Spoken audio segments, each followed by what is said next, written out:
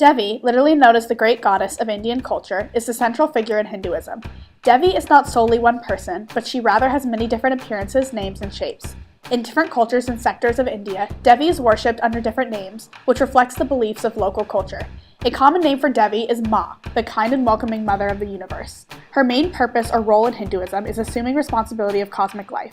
She destroys evil and has the ability to create and destroy worlds. Devi is not an exclusive figure to Hinduism. Female divinity within Buddhism and Jainism reflects Devi's presence among many different religions. The different religions that celebrate her each worship different creation stories. However, in these different religions, Devi is sometimes the primary goddess or deity, while for others she's one goddess among many. However, in Hinduism, she's the greatest goddess, while the other goddesses are different forms of the all-encompassing Devi. Devi's personality and appearance ranges in different stories and myths. Some stories portray her as kind and gentle, while others depict her as ferocious and powerful. However, even in these different religions, Devi's main purpose is to help her followers and guide them in life. While Devi has many stories and myths surrounding her, one of the most famous focuses on her gentler side. Devi, known as Sati in this myth, is the royal wife of Shiva. In this story, Vishnu has attempted to separate these two powerful figures from each other, but Sati refuses to allow Vishnu to come between her husband and herself. In order to defend their love, Sati has sacrificed herself into a fire, which has burned her alive. Even after she's been burned, Sati refuses to let go of Shiva, but Vishnu continues his punishment. Vishnu then inflicts further harm onto Sati as he cuts her out of the arms of her husband. Her remains are then divided into 50 different pieces and made into shrines. The next myth portrays Devi's more ferocious side. Here she's Durga, the great goddess of war. In the role of Durga, she most literally represents the lethal energy of anger, which heightens her ability for vengeance. In Durga's story, the world is under attack by Mahisha, the evilest demon. Durga's fellow gods and goddesses feared that Mahisha would completely annihilate the world around them. So, the male gods empowered Durga with the power and force necessary to take Mahisha down. Durga used the powers to slay Mahisha and the evil spirits inside of him. After his death, Durga's actions became an important event in the establishment and stability of the world.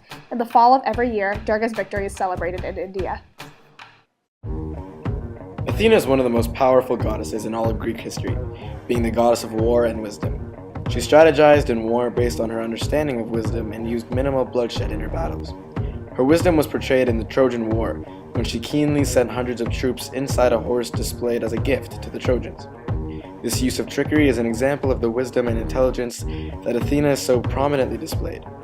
Athena is also credited with being the goddess of arts and crafts, such as agriculture, navigation, spinning, weaving, and needlework. Athena does have a son, although she is considered a virgin.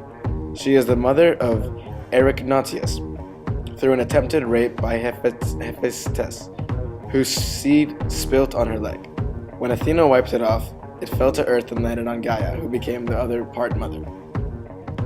Athena was born from the head of Zeus, the god of all gods. She obtained her incredible intelligence from her mother, Metis, the goddess of wisdom, who, while pregnant with Athena, was eaten by her husband Zeus in fear that Metis might give birth to a son with greater power than himself. Metis was Zeus's first wife, and she gave Athena intelligence that rivaled that of the god of all gods. Zeus proceeded to give birth to a fully grown Athena from his forehead. Athena was the defender of all cities, especially the infamous Greek city of Athens.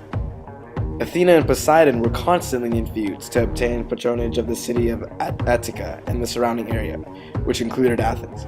The people of Athens suggested that in order to end the feud, Poseidon and Athena would both be given the task to bless the city with a gift. The better gift would in turn be rewarded with the defender of the city. Poseidon struck the city with his trident, and as a result of him being the god of the sea, involuntarily created a saltwater spring originating from the Acropolis, flooding the city. Athena then touched the Acropolis with her spear and produced the all-important olive tree. The olive tree gave the Athenians a source of food, lighting, cooking, and perfume. Obviously, the Athenians were significantly more satisfied by Athena's gift to them, so she was elected to become the protector of Attica and the surrounding area, while Poseidon was sent back to the sea. Athena and Devi both obtained similar forms in different religions. For example, in Greece, the goddess of wisdom and war is Athena, whereas in Roman culture, the goddess of war and wisdom is Minerva. Devi obtains an even larger spectrum of forms in different religions and regions. In the Himalayas, for example, Devi takes the form of Kali, who is worshipped as a fierce warrior, whereas in Tibet she may take the gentler form of Sati. In the Himalayas, for example, Devi takes the form of Kali, who is worshipped as a fierce warrior, whilst in Tibet she may take the gentler form of Sati. In Hinduism and Buddhism, she is said to be the fearsome manifestation of the Hindu goddess Savaristi, whereas in the nearby Bon religion, Queen of the World, also known as Sri Devi, is similar to the Buddhist and Hindu forms in both appearance and function. Another similarity between the two goddesses is the fact that they are both prominent figures in their separate respective religions. Athena was worshipped just as much as any other god or goddess in the Greek religion, while Devi is considered by her followers, which includes Hinduism, Buddhism, Jainism, Bon religion, and more, as ultimately the entire cosmic force of the universe. Athena and Devi are both female goddesses, but are still the most well-known in each of their religions. In contrast, Athena is a tangible figure in the Greek religion, whereas Devi, in a majority of the forms she takes, is more of a force or a greater good, such as God, to her followers.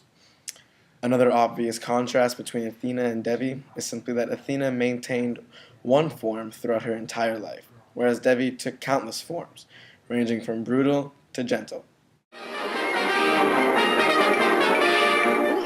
That's all, folks.